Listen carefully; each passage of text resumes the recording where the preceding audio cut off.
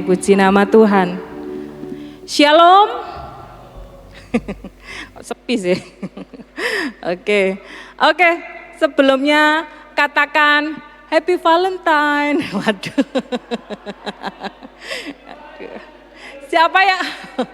Siapa yang kemarin dapat coklat? Siapa yang dapat coklat dari ayangnya? Waduh.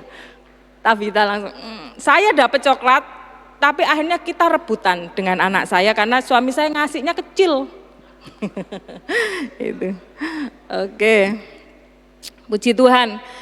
Siang hari ini karena waktunya berjalan terus, ada satu kebenaran firman Tuhan yang ingin saya bagikan berkenaan dengan apa yang Pastor Joshua hari-hari ini sudah sampaikan. Sebelumnya, ini kok egonya kok gede banget ya. Iya, emang gitu ya. Oke, siang hari ini kita akan belajar satu kebenaran firman Tuhan yang mungkin saja beberapa di antara kita itu tidak umum karena pada saat kita membahas tentang topik ini biasanya yang dibahas adalah saudara satunya. Siang hari ini saya berikan tema tentang melayani seperti Marta. Mari saya mengajak kita sama-sama baca ya. Melayani seperti Marta. Ya. Saya minta maaf nanti kalau tulisannya agak kekecilan. Ya. Oke, kita akan buka di Lukas 10 ayat 38 sampai 42. Kecil ya. Kelihatan enggak? Kelihatan. Puji Tuhan. Oh.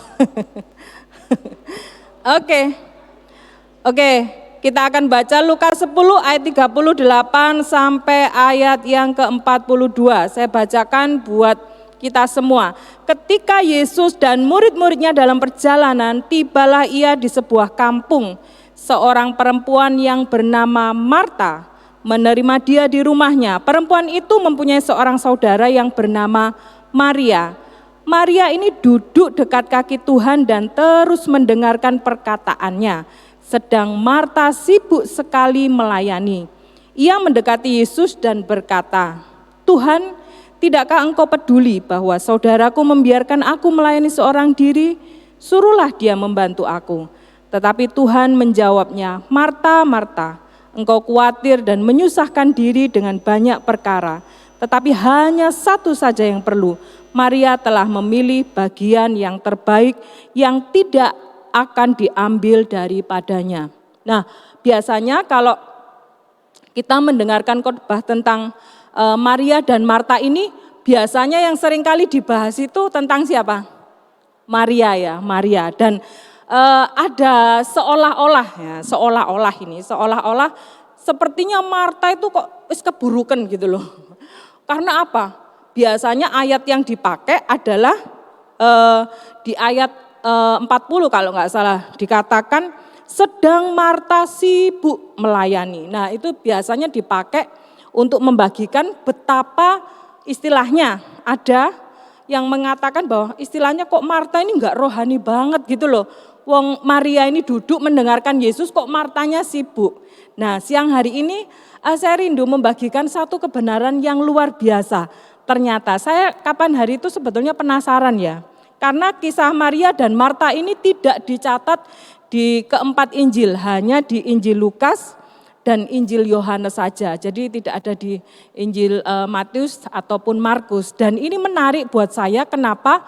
Karena seringkali menyatakan tentang Marta ini adalah sesuatu yang seolah-olah itu negatif. Nah siang hari ini ada satu kebenaran yang luar biasa yang kita dapat belajar dari kehidupan Marta. Yang pertama, beberapa hal yang harus kita ketahui. Yang pertama, di situ tadi dikatakan di ayat yang sudah kita baca bahwa Marta menerima Yesus di rumahnya. Kan di situ dikisahkan bahwa ketika Yesus dan murid-muridnya, jadi ini mereka serombongan, tibalah ia di sebuah kampung. Seorang perempuan bernama Marta menerima dia di rumahnya. Dan saya percaya bahwa kalau dikatakan bahwa seorang perempuan bernama Marta menerima dia rumahnya, berarti kan inisiatifnya dari mana? Dari yang punya rumah, di mana yang punya rumah ini mengundang Yesus untuk mampir. Dan di sini kondisinya Yesus itu tidak seorang diri, dia bersama dengan murid-muridnya. Dan itu yang penting yang harus kita ketahui. Yang kedua, ada hal yang kedua yang di situ dikatakan di ayat yang selanjutnya, bahwa setelah dia mengundang Yesus dan murid-muridnya untuk datang ke rumahnya, menerimanya, di situ dikatakan bahwa Marta sibuk melayani. Dikatakan Marta sibuk melayani dan Maria duduk dekat kaki Yesus. Ini menarik karena di beberapa ayat kalau kita bisa cari ya di Yohanes dan Lukas itu, memang tipikal Maria ini sukanya itu memang tidak aktif dan Marta ini memang aktif. Nah, ternyata ada hal yang luar biasa. Nah, pertanyaannya sekarang adalah mengapa Marta begitu sibuknya melayani Yesus? Ini kan penasaran ya. Kenapa kok Marta ini seolah-olah dimunculkan sebagai sesuatu yang kayaknya kontradiksi ya dengan keberadaan dari Maria ini. Nah, ada yang perlu kita ketahui, yaitu yang pertama bahwa Marta pernah mendengar pelayanan Yesus dan apa yang Yesus lakukan. Dikatakan tadi bahwa Marta menerima Yesus di rumahnya. Saya percaya kalau Marta dan Maria ini tidak mengenal dekat Yesus, nggak mungkin dia mengundang, betul nggak? Berarti ada satu inisiatif di sini karena dia pernah mendengar tentang Yesus dan apa yang Yesus lakukan. Yang kedua, Marta ingin menyatakan dukungan dan supportnya kepada Yesus. Karena dia sudah tahu apa yang selama ini Yesus lakukan, maka dia berinisiatif untuk mengundang Yesus. Dan dia, ini bukan hanya Yesus, tetapi rombongannya ya, bisa dibayangkan istilahnya kalau secara budget, secara perhitungan itu banyak gitu loh. Tetapi dia mengambil inisiatif, karena dikatakan menerima, dikatakan Marta yang menerima Yesus di rumahnya. Dan yang ketiga, nanti kalau kita baca juga di ayat-ayat yang ada kisahnya Marta dan Maria, ternyata Yesus ini memiliki kedekatan yang luar biasa dengan keluarga Marta dan Maria. Dan mungkin perlu kita ketahui bahwa Marta dan Maria ini adalah saudara Lazarus, jadi mereka itu 3 bersaudara. Nah, artinya apa? Bahwa ketika di dalam perikop Lukas ini, Lukas 10 ini, meskipun dikatakan Maria duduk dekat Yesus dan Marta sibuk melayani, ini bukan berarti bahwa Marta itu sesuatu yang istilahnya itu negatif atau istilahnya itu tidak baik, bertentangan dengan Maria, tidak. Nah, siang hari ini kita akan belajar itu. Yang berikutnya adalah kenapa kok dikatakan tadi bahwa seolah-olah di sini tuh Marta kok sibuk gitu ya. Sebetulnya sih apa sih yang membuat dia itu sebegitunya seperti itu. Nah, ini menarik sekali buat kita ketahui teman-teman, ini poinnya di sini. Bahwa ternyata tibanya pada zaman dulu, zamannya Yesus itu, ada satu hal yang menarik di situ dikatakan, di poin yang saya catat di situ, bahwa wanita dianggap sebagai warga kelas 2 di kalangan masyarakat. Hal ini ditunjukkan dalam ibadah mereka tidak diizinkan untuk beribadah bersama laki-laki. Nah, ini poin yang penting. Di situ dikatakan bahwa wanita dianggap sebagai warga kelas 2. Bisa dibayangkan ketika Marta melakukan itu ya, di tengah-tengah istilahnya itu di tengah-tengah budaya di mana wanita itu menjadi warga kelas 2, bisa dibayangkan kalau enggak umum lah, wanita itu sibuk melayani dengan seperti apa, tetapi Marta mengambil inisiatif untuk mengundang Yesus dan dikatakan dia sibuk melayani Yesus. Itu berarti ada sesuatu yang luar biasa di dalam apa yang dilakukan Marta. Amin. Karena apa? Di situ dikatakan bahkan di dalam ibadah pun antara perempuan, wanita dan pria ini dibedakan. Karena wanita dianggap bahwa mereka adalah golongan kelas 2. Bahkan kalau kita pelajari di dalam kebenaran Alkitab, misalnya contoh tentang janda yang datang kepada hakim itu ya, seorang janda yang datang kepada hakim. Dan contoh-contoh di dalam Injil itu selalu diidentikan dengan wanita. Kenapa kok dikatakan identik dengan wanita? Karena wanita itu juga digambarkan sebagai satu figur yang lemah, satu figur yang istilahnya itu tidak diperhitungkan. Makanya di dalam keempat Injil itu wanita oleh Yesus itu diangkat, ingin ditampilkan bahwa ini loh apa yang aku lakukan. Yesus ingin menunjukkan kenapa contoh-contoh itu dikatakan seperti itu. Nah, kebenaran kedua di dalam status wanita pada waktu itu, selain dia dianggap warga kelas 2 di kalangan masyarakat, istilahnya tidak diperhitungkan. Dalam kalangan Yudaisme, terlahir sebagai seorang perempuan dianggap sebagai kutukan. Dan hal ini terucap dalam doa mereka di mana pria mengucap syukur kepada Allah karena dilahirkan sebagai laki-laki Yahudi. Loh, mereka tuh saking ini sudah menjadi budayanya, dikatakan bahwa kalau mereka itu dilahirkan sebagai perempuan itu adalah satu kutukan gitu loh. Seperti istilahnya itu kalau kita bisa ngomong nggak hoki gitu loh. Nah, dan dikatakan di sini bahkan para prianya waktu mereka berdoa itu sampai terucap bahwa mereka bersyukur karena mereka dilahirkan sebagai laki-laki dan merdeka dan bukan sebagai budak atau perempuan. Jadi perempuan itu disetarakan seperti seolah-olah budak yang tidak ada nilainya. Yang berikutnya, dalam persidangan pun apabila ada saksi mata yang adalah perempuan dan meskipun kesaksiannya mereka benar, maka mereka tidak akan didengarkan. Dalam status kewanitaan, di dalam status wanita yang seperti ini bisa dibayangkan ketika Marta mengundang Yesus datang ke rumahnya, kemudian dia melakukan sesuatu kepada Yesus, dia melayani Yesus dan dikatakan sibuk.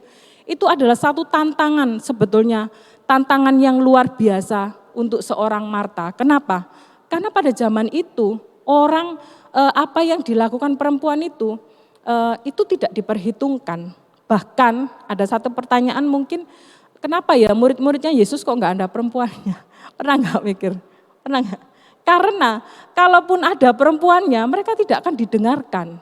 Karena wanita pada zaman itu adalah satu golongan yang dianggap adalah second class atau kelas 2, istilahnya tidak diperhitungkan. Jadi bisa dibayangkan ketika Marta itu mengambil inisiatif mengundang Yesus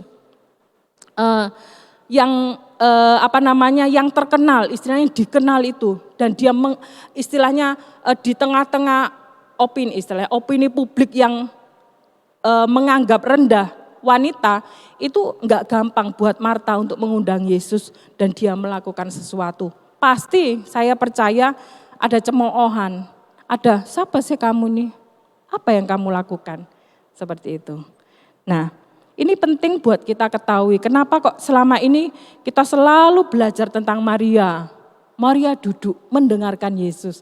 Tapi ternyata Marta ini ditampilkan oleh Alkitab supaya kita tahu bahwa ternyata situasi pada waktu itu ada satu situasi yang tidak mudah bagi seorang wanita atau perempuan untuk melayani Tuhan.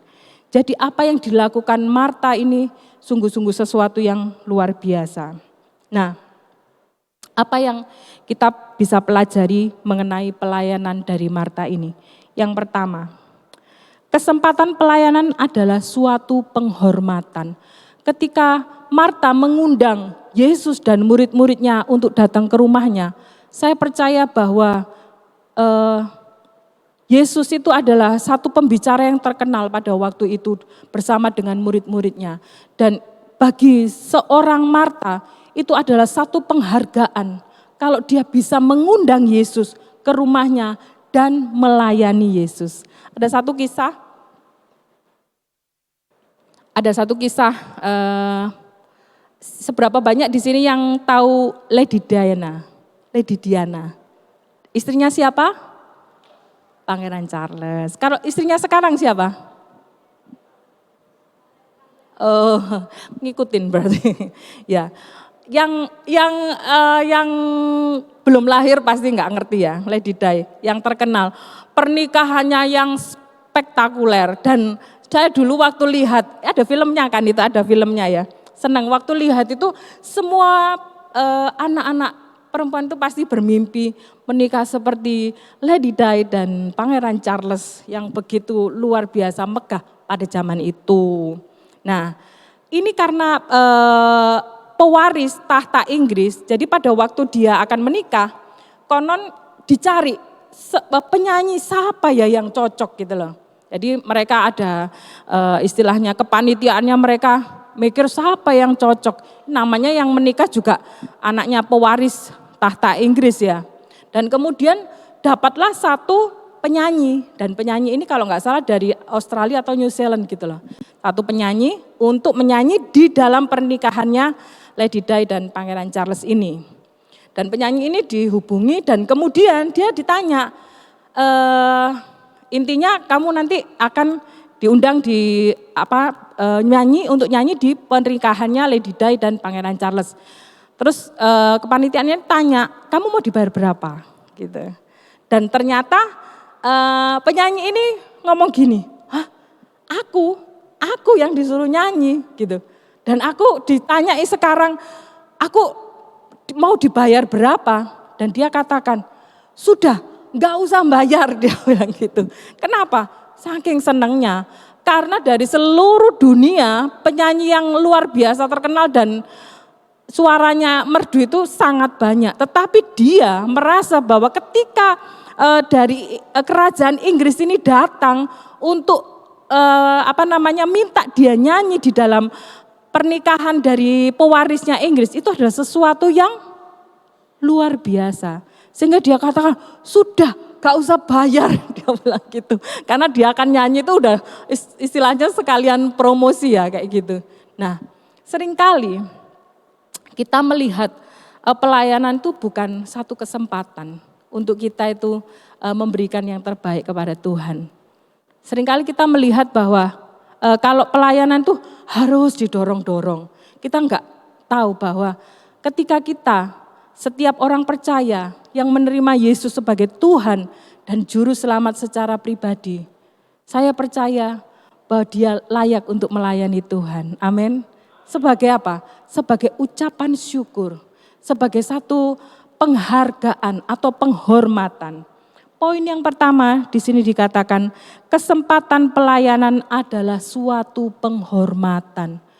Jadi siapa yang pagi hari ini yang kita sudah melayani, saya mau katakan itu adalah satu kehormatan. Amin. Kalau kita bisa melayani, teman-teman tahu waktu Farel yang nyanyi ojo dibanding-banding gitu loh ya. Yang viral yang waktu Agustusan tahun lalu kalau nggak salah. Tahun lalu atau 2 tahun lalu dia nyanyi diundang oleh istilahnya dari pemerintahan untuk nyanyi di upacara kenegaraan itu saya ngomong padahal Farel ini kalau nggak salah penyanyi dari panggung ke panggung ya, bukan penyanyi yang udah terkenal gitu loh. Bagi Farel itu sesuatu yang luar biasa karena dia diundang dan diizinkan untuk menyanyi di depan pejabat, di depan bukan hanya pejabat tetapi orang nomor 1 di RI. Bagi kita melayani bukanlah satu keterpaksaan. Bagi kita yang sudah menerima Yesus dan diselamatkan, melayani adalah satu kehormatan dan satu kesempatan. Kenapa? Satu kali kalau kita dipanggil Tuhan ya kita nggak bisa melayani. Ada orang yang ngomong, nggak usah sekarang lah, pelayanan nanti aja gitu loh. Nanti kalau ya nanti pokoknya kalau aku udah sukses atau kalau aku udah mapan dan sebagainya. Iya kalau nanti itu panjang umur dan nanti mati ya nggak sempat melayani kan. Selagi ada kesempatan. Seperti apa yang Marta lakukan, dikatakan di sini, kesempatan pelayanan adalah satu kehormatan. Bagi setiap kita siang hari ini yang sudah mengambil bagian di dalam pelayanan, anggaplah itu satu kehormatan. kenikmatan untuk kita bisa melayani. Dapat apa sih Kak? Halah melayani lo Kak dapat apa-apa gitu. Aku lo dapat apa? Malah aku diilokno, suaraku gak enak lah, mainku gak enak lah, sound systemnya gak enak, iki apa sih gitu. Nah seringkali kita tuh kayak apa ya, kayak merasa bahwa aduh kayak gimana gitu loh. Padahal bisa dibayangkan situasi Marta pada waktu itu di mana perempuan itu tidak dianggap, perempuan istilahnya dianggap setara dengan budak, tidak diperhitungkan apa yang dilakukan. Tetapi Marta dengan cueknya, dengan pedenya, dia mengundang Yesus, dia melayani Yesus, dikatakan dia sibuk melayani. Yang kedua, Marta mencari cara untuk dapat melayani dengan apa yang dia bisa lakukan. Di tengah-tengah tekanan budaya Yahudi pada waktu itu tidak mudah bagi seorang perempuan untuk melayani Tuhan. Kenapa? Karena sekali lagi dia tidak diperhitungkan. Ada satu cerita sebuah kapal besar akan merapat ke dermaga, sudah sampai ke dermaga dan akan merapat, dan ternyata karena situasi yang tidak memungkinkan akhirnya dia tidak bisa merapat dengan dekat istilahnya, dan dia harus penumpang ini harus sampai di istilahnya dermaganya harus melalui jembatan. Terus kemudian setelah jembatan dipasang maka satu-satu penumpang dari kapal itu harus jalan ke dermaga ini satu persatu ya, karena jalannya juga enggak terlalu lebar. Dan pada waktu itu satu persatu demi satu penumpang itu nyebrang untuk sampai ke dermaga dari kapal yang ada jembatannya itu. Dan sampailah satu saat itu ada seorang ibu-ibu dengan balitanya, menggendong balita. Dan pada waktu dia menyeberang, karena mungkin dia sambil menggendong dan keseimbangannya istilahnya kurang pas, akhirnya anaknya itu jatuh. Anaknya jatuh dan orang kan jadi, loh gitu, dan ibu ini berteriak tolong, tolong. Terus orang-orang juga waduh gitu, ini masalahnya istilahnya keceburnya bukan kecebur di sungai yang kecil ya, ini laut gitu, pinggir laut gitu loh. Nah akhirnya orang-orang itu pada lihat bingung, mau nolong juga takut dan sebagainya. Dan pada waktu kebingungan itu maka masuklah seorang pria tiba-tiba nyebur ke laut itu, ke tepi laut itu, dan kemudian dia dengan segala cara akhirnya singkat cerita dia bisa menyelamatkan anak kecil ini, dan puji Tuhannya mereka dua-duanya selamat. Seneng ibunya, aduh istilahnya kalau mungkin ibunya Kristen, puji Tuhan anakku selamat gitu, terima kasih Pak gitu. Tapi kenapa kok pria tadi yang menolong ini, dia bukan, sebetulnya dia kayak seorang pahlawan ya, bagi orang lain, bukan hanya bagi ibu ini, tetapi bagi orang lain dia adalah seorang pahlawan. Tetapi ketika diberikan selamat dan orang-orang tepuk tangan, waduh kamu kok luar biasa gitu loh. Dan ibu ini aduh pokoknya dia benar-benar merasa terima kasih, dan pria ini seperti orang kebingungan. Dan sambil dia gak sempat membalas apa yang dikatakan oleh ibu ini, dia ngomong, tadi siapa yang nyeburin saya itu, dia bilang gitu. Dan ternyata dia itu bukan inisiatifnya dia. Jadi ternyata tadi itu ada yang mendorong pria ini kecebur. Dan dia bilang, karena saya sudah kecebur, nanggung saya kalau enggak nyelamatin, kan dikira apa. Ini pride-nya orang pria ya. Dan akhirnya dia menyelamatkan balita itu. Nah sebetulnya itu cerita itu menggambarkan, seringkali kita itu kadang-kadang di dalam pelayanan juga ada ya kalanya yang harus didorong karena karena sesuatu hal lah, karena ada si A, si B, si C dan sebagainya, akhirnya kita masuk di dalam pelayanan. Artinya bukan benar-benar itu lahir dari diri kita sendiri. Nah, yang kita belajar dari Marta ini dikatakan bahwa Marta itu mencari cara untuk dapat melayani dengan apa yang dia bisa lakukan di tengah-tengah budaya yang seperti itu, tidak diabaikan, tidak dihiraukan dan sebagainya. Lukas 8 ayat 1 dan 3 Di sini dikatakan tidak lama sesudah itu Yesus berjalan berkeliling dari kota ke kota dan dari desa ke desa, memberitakan Injil Kerajaan Allah. Ke-12 muridnya bersama-sama dengan dia dan juga beberapa orang perempuan yang telah disembuhkan dari roh-roh jahat atau berbagai penyakit, yaitu Maria yang disebut Magdalena yang telah dibebaskan dari 7 roh jahat, Yohana istri Kusa, bendahara Herodes, Susana dan banyak perempuan lain. Perempuan-perempuan ini melayani rombongan itu dengan kekayaan mereka. Di tengah-tengah budaya Yahudi yang tidak memperhitungkan apa yang dilakukan oleh wanita atau perempuan, di sini dikatakan bahwa Lukas mengatakan bahwa perempuan-perempuan itu melayani rombongan itu dengan kekayaan mereka.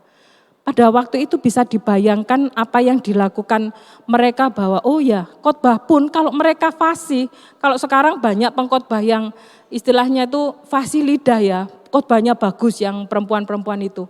Pada zaman itu kalaupun kamu pinter ngajar, kalaupun kamu juga pinter ataupun punya kemampuan yang luar biasa, kamu tetap tidak akan diperhitungkan di dalam budaya Yahudi itu. Dan Yohanes 11 ayat 20 di situ dikatakan ketika Marta mendengar bahwa Yesus datang, ia pergi mendapatkannya, tetapi Maria tinggal di rumah. Di dalam Yohanes 11 ini kalau nanti kita baca di situ tentang kisahnya Lazarus yang waktu itu mati, dikatakan ketika Yesus mendengar bahwa ini adalah Lazarus mati. Di situ dikatakan ternyata ketika Marta mendengar bahwa Yesus datang, ia pergi mendapatkannya. Begitu luar biasanya hati Marta ini ya. Marta ini tipe orang yang istilahnya itu bisa dikatakan proaktif. Dikatakan ketika dia mendengar bahwa ini saudaranya mati, Lazarus mati dan dia mendengar Yesus datang, dia bukan menunggu Yesus. Dia tidak menunggu Yesus untuk datang ke rumahnya. Tetapi ketika Marta mendengar bahwa Yesus datang, kalau kita baca itu Yesus belum nyampe ke rumahnya loh. Ia pergi mendapatkannya. Artinya apa? Bahwa Marta itu memang memiliki hati melayani yang luar biasa.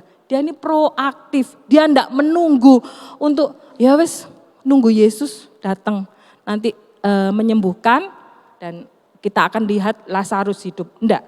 Tetapi Maria tinggal di rumah. Nah, ayat yang terakhir, ini biasanya senang kalau kata terakhir itu pasti senang kita semua.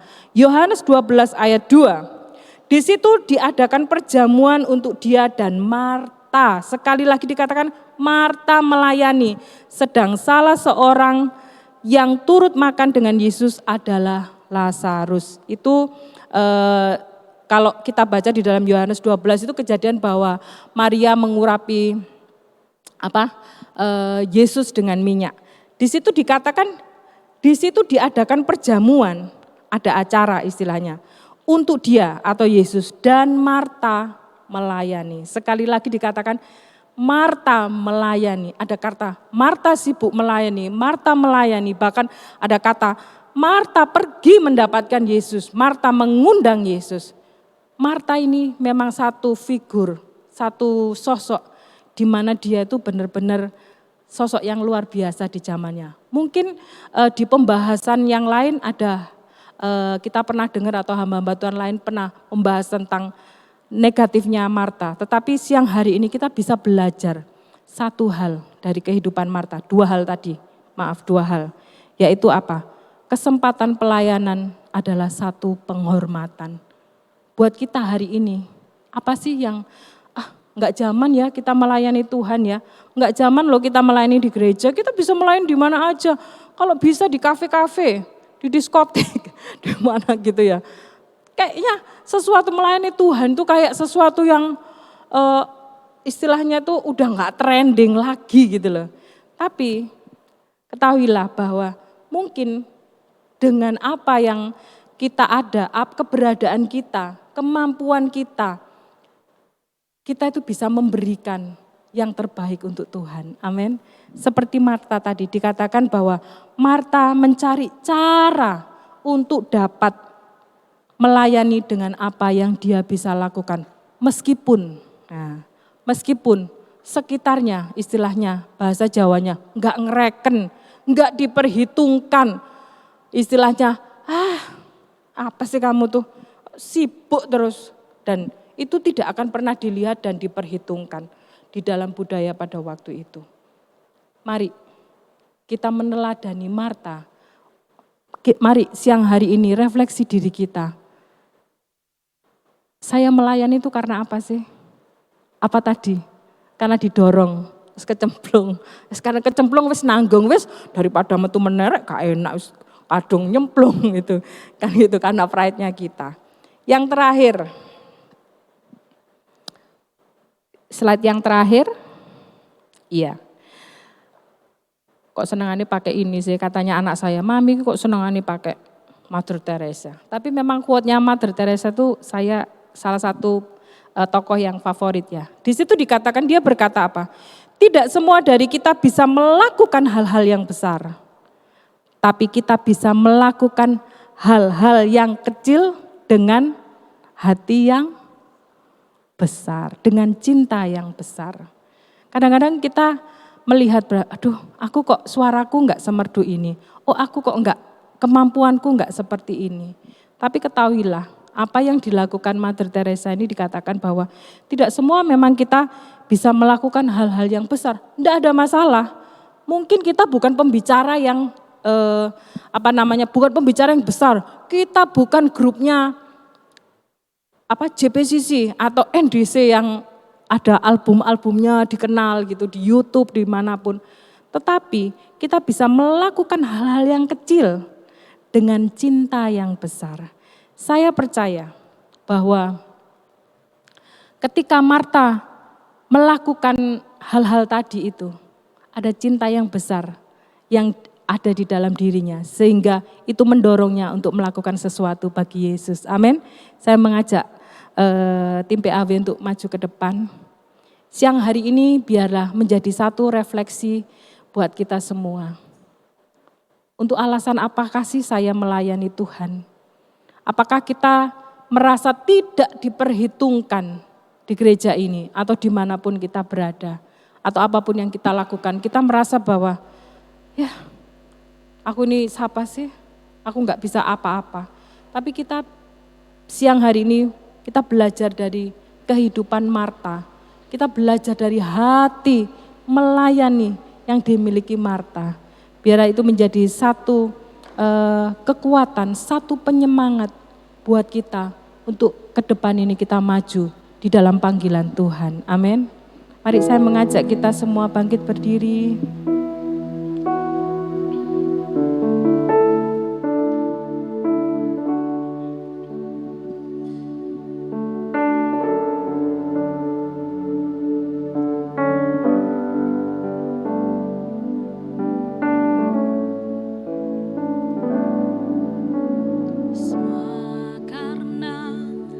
Anugerah-Mu hari ini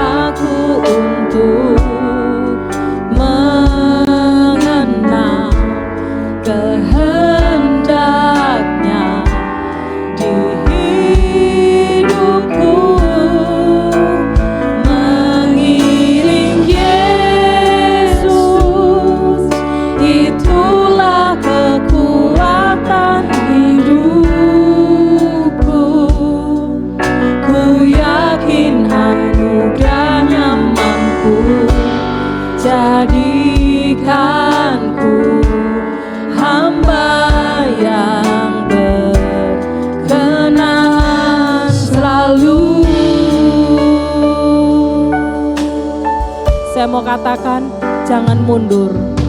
Semua karena apapun yang terjadi hari-hari ini, yang membuat kita mungkin ingin meninggalkan pelayanan kita. Saya mau katakan, jangan mundur. Ayo terus maju, terus maju. Kita bisa belajar dari kehidupan Marta yang tidak diperhitungkan, tapi dia tetap melakukannya. Ku bawa hatiku, penyembahanku, ku semakin berkurang, Yesus makin bertambah. Mengikut Yesus, itulah kesukaan hatiku. Ku lepas semua hakku untuk mengenal kehendak di hidupku.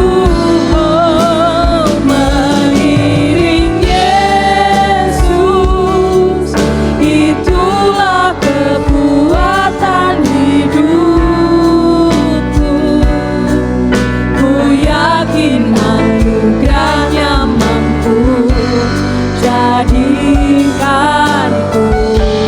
hamba yang berkenan selalu. Sekali lagi katakan, mengikut Yesus, itulah kesukaan hatiku. Ku lepas semua hakku untuk, amin Tuhan, mengenal kehendaknya di hidupku. Mengiring Engkau ya Tuhan, itulah kekuatan hidupku.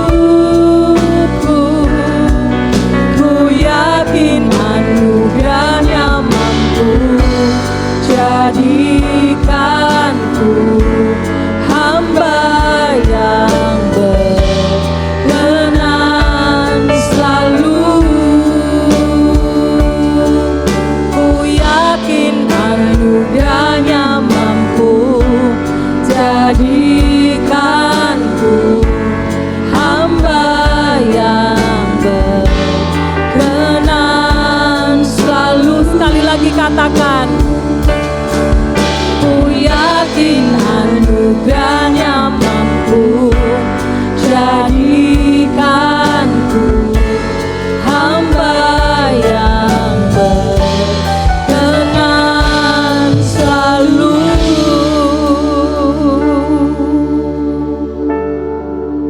Siang hari ini Tuhan, di dalam segala keberadaan kami mau tetap maju. Kami mau tetap mengambil komitmen Tuhan untuk tetap melayani Engkau seperti Marta. Di tengah-tengah situasi yang mungkin bagi kami tidak mendapatkan penghargaan, mungkin tidak diperhitungkan, mungkin karena banyak hal kami menjadi lemah dan kami menjadi tawar hati. Tapi siang hari ini kami katakan, Tuhan, Engkaulah kekuatan kami. Kami mau mengikut Engkau. Kami mau mengiring Yesus seumur hidup kami. Dan apa yang bisa kami lakukan seperti Marta, Tuhan, meskipun tidak diperhitungkan, meskipun tidak dipandang, Tuhan, tetapi kami mau melakukannya. Karena kami tahu bahwa Engkau yang sudah menebus hidup kami dari lumpur dosa dan membawa kami kepada kehidupan kekal yang penuh dengan damai sejahtera. Terima kasih Tuhan. Kami bersyukur untuk siang hari ini, untuk firman-Mu.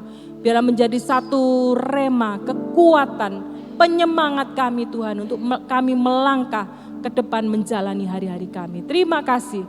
Dan sebentar kami akan memberikan persembahan kami, terbaik yang kami dapat berikan untuk Engkau. Biarlah kami memberikannya dengan hati yang penuh dengan ucapan syukur.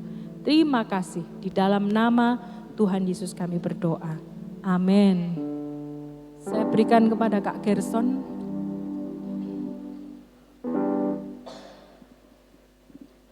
Teman-teman boleh memberikan persembahan di depan sambil kita memuji Tuhan. Akan ku pikul salibmu, syukurlah kasih setiamu. Ku bertahan, kau buatku teguhkan imanku. Ku mau tetap bersyukur, senantiasa bersyukur. Segala yang ku alami, biar kehendak-Mu terjadi. Ku mau tetap bersyukur, senantiasa bersyukur. Hatiku kan bersuka, sebab hari ini hari yang terbaik.